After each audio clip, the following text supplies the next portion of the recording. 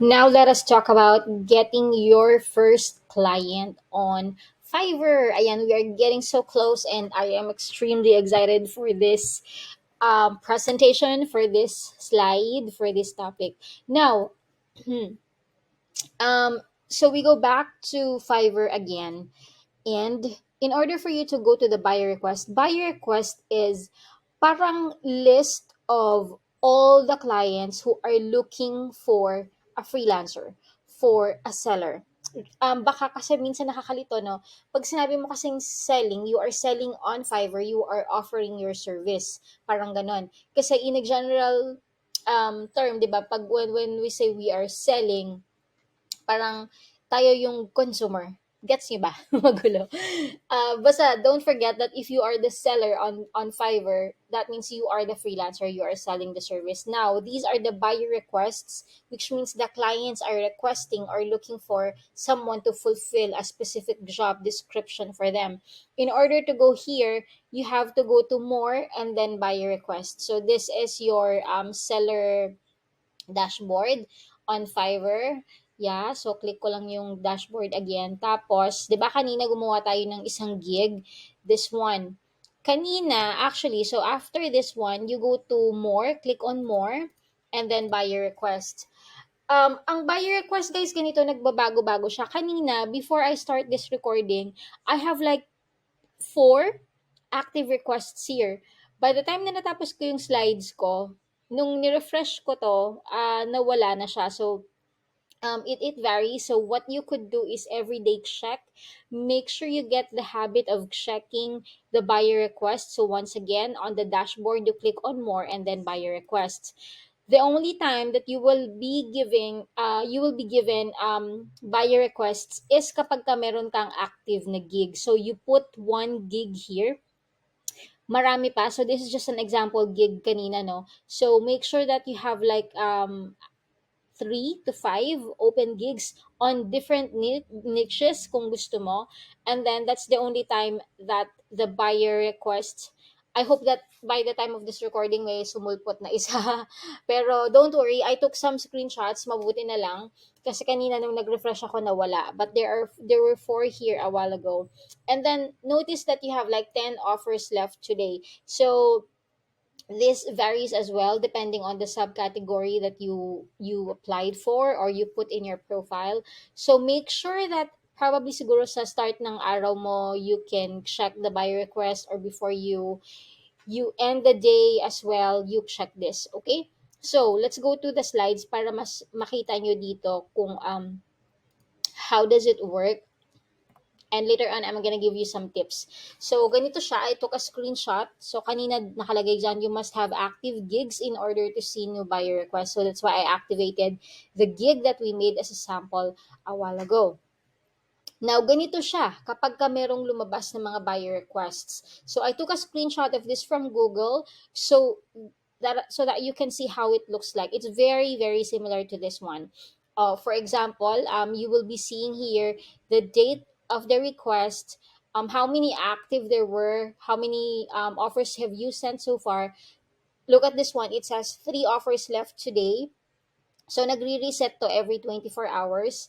And then this is the buyer, and then this is the request. You have to click on that para makita mo yung entire job description, ika nga, na nilagay ni client. So there you go. There's see more. And then there are many offers already. Let's say 135 freelancers have offered for this particular gig. 118 offers for this. Duration is that within this time, dapat makomplete yung project. And then this one is the budget na allocated ni client. Okay? This is another example of a buyer request. These are the dates. Ito yung mga request. So, dito ka mag-apply, in other words. Okay?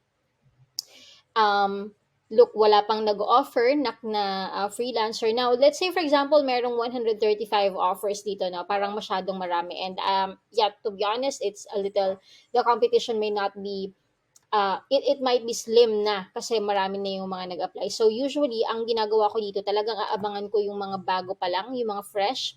Pero it doesn't mean that hindi ka naman makukuha. Kasi what are the chances are maganda naman yung cover mo, yung offer mo, and you would still have a chance. Okay?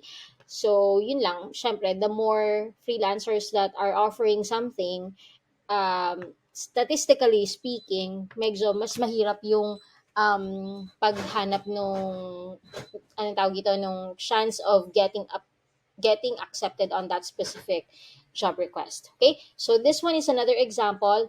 Kapag walang nakalagay na budget, that means the client is open to whatever budget. So you have to talk to them, you have to um, make some deliberation or talk to them like what is the exact project. Baka wala pa silang idea kung magkano talaga yung budget na doon for that specific. That's why they left it open or zero. Okay? So, ganyan yung itsura niya.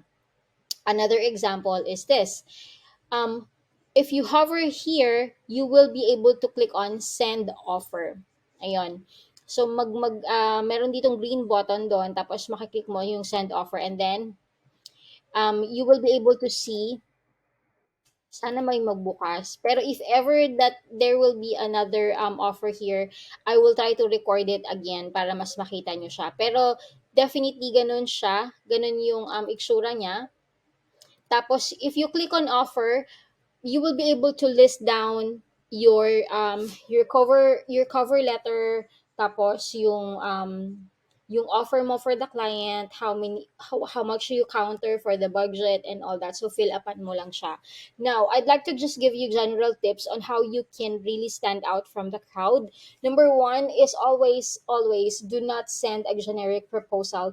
This goes not only on Fiverr but in general application, whether it's Upwork or LinkedIn or any other platform man yan, do not send a generic proposal. Your buyers or your clients would know for sure that you have a generic proposal. Ibig sabihin, it's a canned response. It's a template. Always write a proposal depending on what is needed of the client. It has to be customized. It has to be tailored fit according to the need of the client. Okay? Even though may effort siya, kasi talagang susulatan mo yung client, talagang ano eh, the way you will respond is depending dun sa pagkakagawa nila ng proposal, that actually gives you a higher chance of getting the gig or the project compared to those people who have been just sending generic proposal. I am a client in Upwork as well, and even in Fiverr. If you notice, no, walang laman talaga yung sa freelancing ko kasi dito sa site na to, hindi ako kumukuha ng mga client. I am the client. So I hire people, I hire freelancers. And to be honest with you, sa lahat ng mga magsisend ng application, napakarami doon, yung magsisend lang ng canned response. Ibig sabihin talagang tamad silang, gumawa ng just copy-paste, hoping to get the job. Pero that's not what it takes. Trust me when I say that. As a client, I see a lot of proposals that are very generic to each other.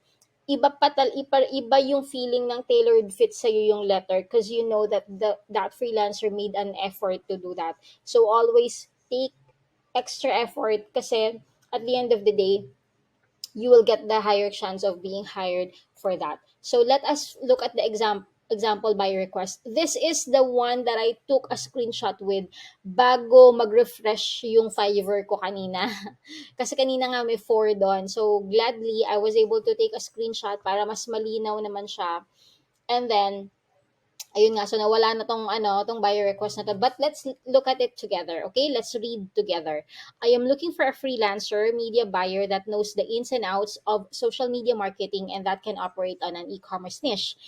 That managers each new client at fixed monthly cost per client, must be able to generate best possible results, and must have a minimum of 3 years experience, must have past clients, they can show proof, must be hardworking, blah blah blah blah. Okay, give me daily updates, must be able to speak English. Okay, so this is the proposal, the job description, ika nga. Now, I'm going to show you a canned response on how to respond here on this client. Hello, I am a social media content manager or creator. Are you looking to boost your social media presence through different platforms like Facebook, Instagram, YouTube. Ay, sorry. Ayan. I can handle your social media accounts and give you a 30-day package. I can do the following.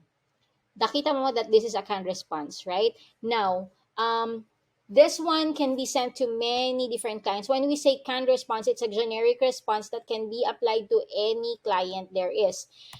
Look at the tailored fit. Kung ano yung difference nitong canned response sa tailored response. Notice na ito yung client na ina-applyan natin ha. Ito yung client na gusto nating makuha. So, the client mentioned freelancer, media buyer. Look at the keywords. Ano yung mga keywords na binigay ng client dun sa job description? Freelancer, media buyer, e-commerce niche, social media marketing. Okay, punta tayo dun sa tailored fits. I did this. I created this. So, hello, my name is Joy and I have been a social media strategist for 4 years now. Diba? Sabi niya gusto niya ng minimum of 3 years experience. I have that. So, good. Pasok ako. I see that you're looking for someone to handle your e-commerce site. Remember, I mentioned e-commerce here. On the canned response, did you see any mentioning of e-commerce? Wala. All right. So I see that you're looking for someone to handle your e-commerce sites. That's perfect because I also have experience running social media campaigns with different e-com. Remember, this nagpapabibo ako. Napapansin mo ba na nagpapabibo ako dito? Kasi I know nagbibigay ako ng mga, kumbaga, jargon. Nagbibigay ako ng mga terms. Ibig sabihin, naiintindihan ko yung sinasabi ng client kasi I know I speak the language. Do you get the point? So you do that in your application too. So these clients have stores in Amazon, eBay, Etsy. So these are the types of e-commerce sites that you can campaign for. And I know them because I already have experience with that. Okay? So, may I ask what specific platform do you wish to focus? Kasi ang sabi niya lang dito ay e-commerce niche, pero wala naman siyang binanggit na anumang platform. So, ako, nag-proactive ako na tinanong ko, anong platform yung gusto mo? Kasi ang dami niyan, di ba? Usually, pipili ka muna ng ng dalawa o isa o dalawa muna. Then, you go from there. Is it Facebook, Instagram, TikTok, YouTube, Google Ads?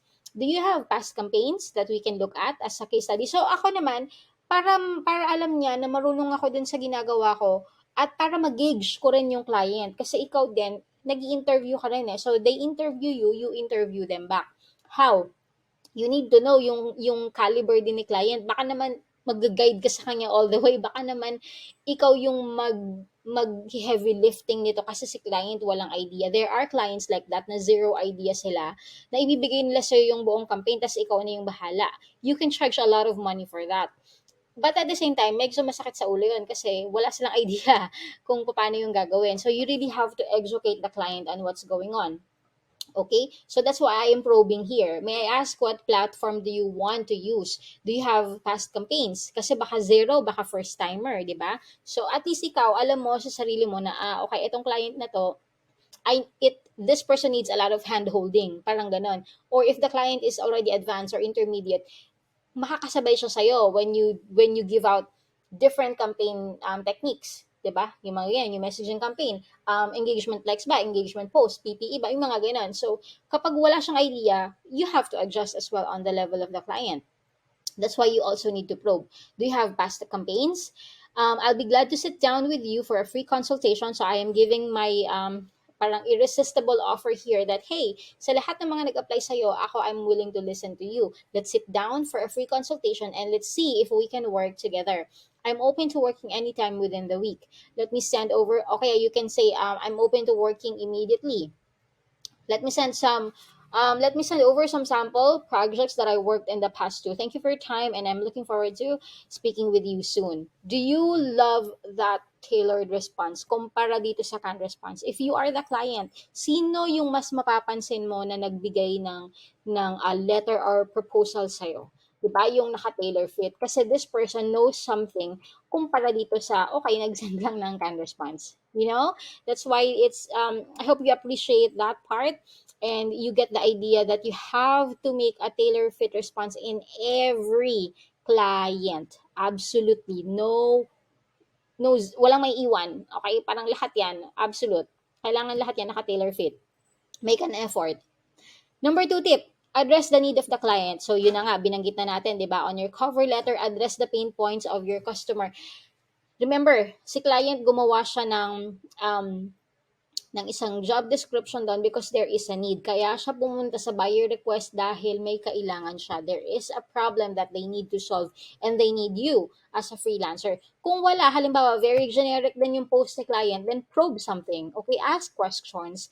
Kung medyo tipid naman din, minsan kasi may mga client na one-liner lang din mag-post. Like, I am looking for a social media marketer for what, 'di ba? Anong platform?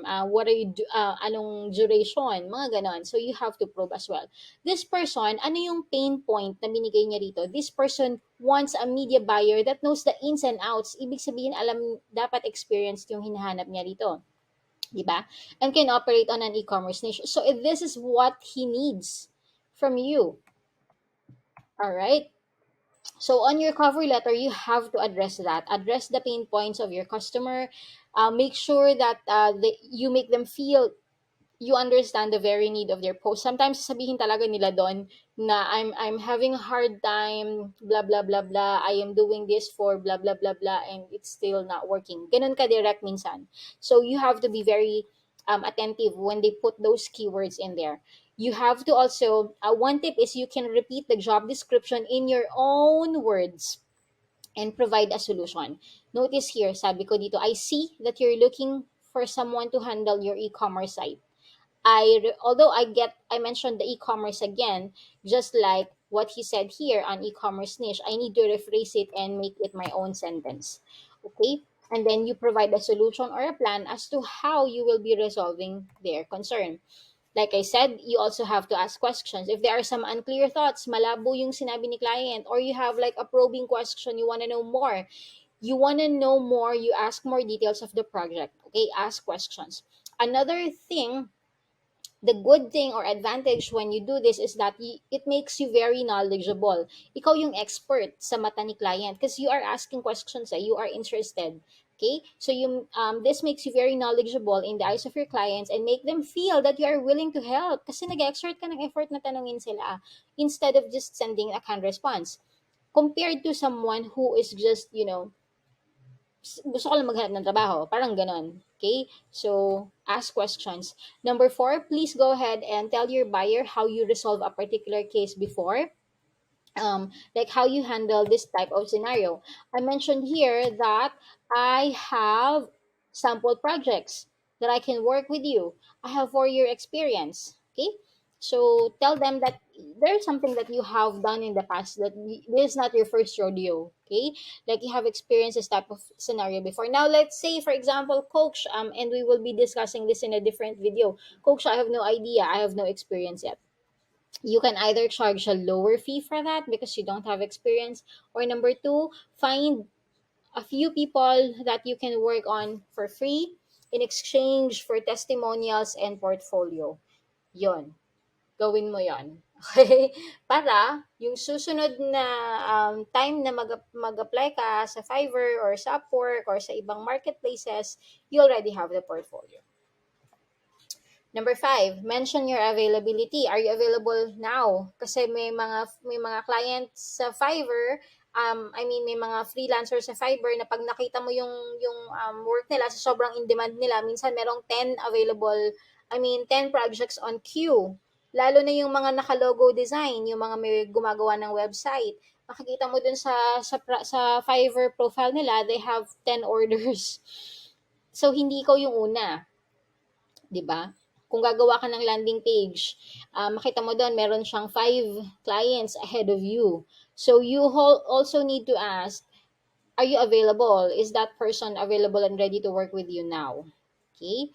Ayan. And how long will you be able to complete the task provided? So that's an optional. Syempre, if hindi pa klaro yung sinabi ni client, pero kung clear naman na, halimbawa, sabi niya lang, I want a logo designer, or I want a website designer or a funnel design. Let them know how long you can complete the project. Let's say, I can deliver this funnel design within 48 hours. Mga ganon. Okay?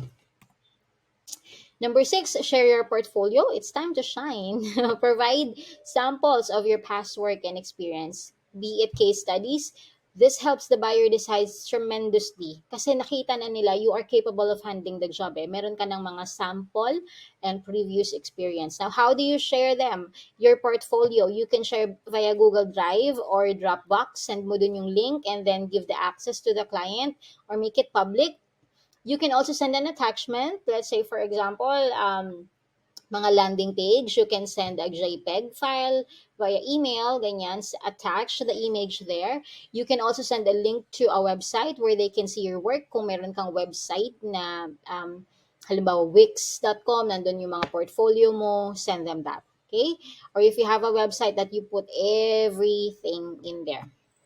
And finally, thank them for their time. Close your message by thanking them for their time and looking forward to speak with them very soon. So I hope you learned something here. That is how you create a gig in Fiverr using the buyer request.